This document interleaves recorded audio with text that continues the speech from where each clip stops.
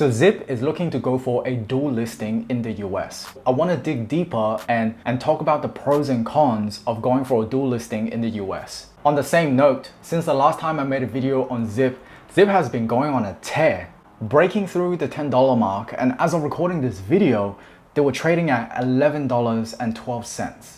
So congratulations to the Zip team and people with diamond hands, because it certainly seems like it's paying off. And then we gotta talk about MasterCard accepting crypto as a form of payment for their merchants this year. Also, Chinese New Year is right around the corner, and this is the year of the ox. And during this period, when we gather with our families to have dinner, we usually say 新年快樂 or 恭喜發財. Now, if you can't be bothered saying the Chinese version to your Asian friends, what you could do is just say, I hope you get rich, because that's literally what 恭喜發財 actually means. On a serious note, no, this video is not financial advice or recommendation for you to do anything. It's just general information for entertainment purposes. So, without further ado, let's go!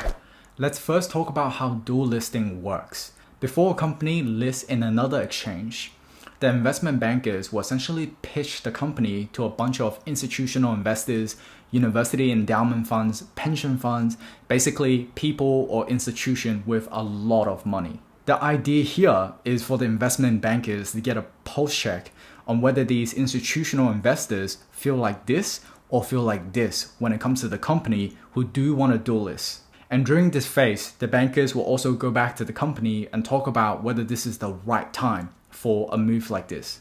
Then once the major shareholders of Zip determines that this is the right time and the benefits of dual listing far outweighs the downside, the necessary and boring stuff will start. The necessary and boring stuff, as in the compliance work you have to do with the exchange in the US, preparing the financials, and arranging for clearing and settlement for its trades. At this point, it's a good time to talk about the pros and cons of dual listing. The pros of a company listing in the US is pretty obvious. And the way I like to think about this is that the investors in the US tend to have deeper pockets, not to mention there is a lot more of them. And on top of that, dual listing in the US will actually help Zip build its public profile, especially with the investors over there. But the problem with dual listing is that it's not only expensive when it comes to dollars, it's also expensive on the talent in-house, because a few people internally might have to pull multiple all-nighters to get a lot of the reporting done. And on top of that, there's going to be an ongoing cost associated with compliance when it comes to the US market as well as the Australian market, which really means that you have to hire more people in your compliance team. So that's why it's really important for the investment bankers to test the waters with the institutional investors first to see if this is even worthwhile doing in the first place. Okay, let me share my own thinking around this, and let's start with the positive. Dual listing in the US will likely generate a lot of buzz, especially amongst the people with deep pockets. I mean, for opportunistic fund managers, it'll be really hard to turn away from a buy now pay later story with a reasonable multiple and are about to match Afterpay in both app downloads in the US and have already surpassed the app downloads in Australia. On top of that, QuadPay, which is essentially the US division of Zip, according to Morgan Stanley, is the third most used buy now pay later provider in the US.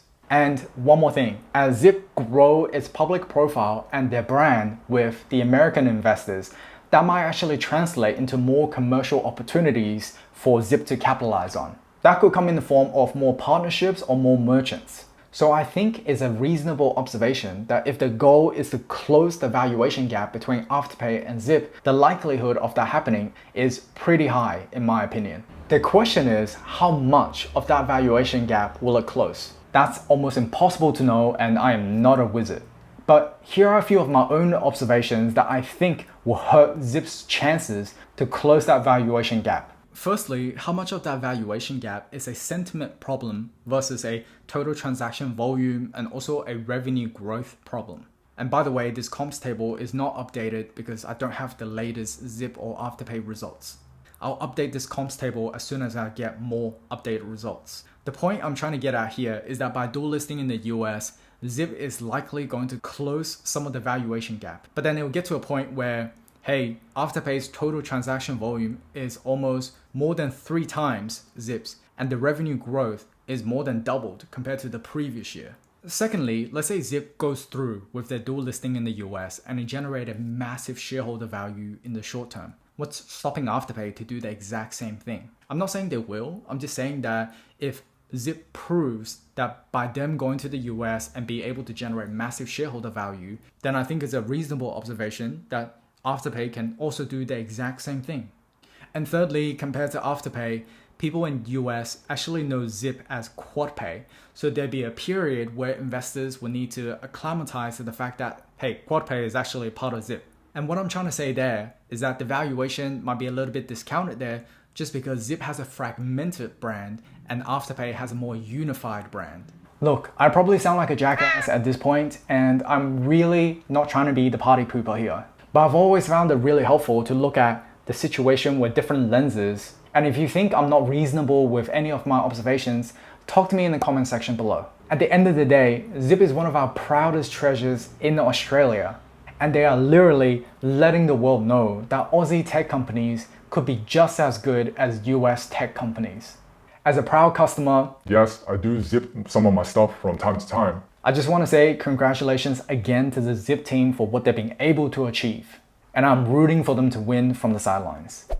Okay, the next thing I want to talk about is that there was a recent article on CoinDesk mentioning that MasterCard will let merchants accept payments in crypto this year. Now, MasterCard haven't said which crypto they will support, but I have to say I'm genuinely surprised that they're even open to something like that. Now, previously, MasterCard actually supported some cryptocurrency transactions through some of its partners, WireX and Uphold. But the thing is, they only cover payment and not settlement, which means that these coins are converted into fiat currency before reaching the merchant. This time, MasterCard is saying that they will facilitate the settlement process as well. I think this is a really good time to add that I am only interested in Bitcoin and Ethereum. I am not interested in anything else. And the other thing I want to make a note here is that MasterCard, well, whenever MasterCard does something this bold, it's likely that Visa will copy this move soon after.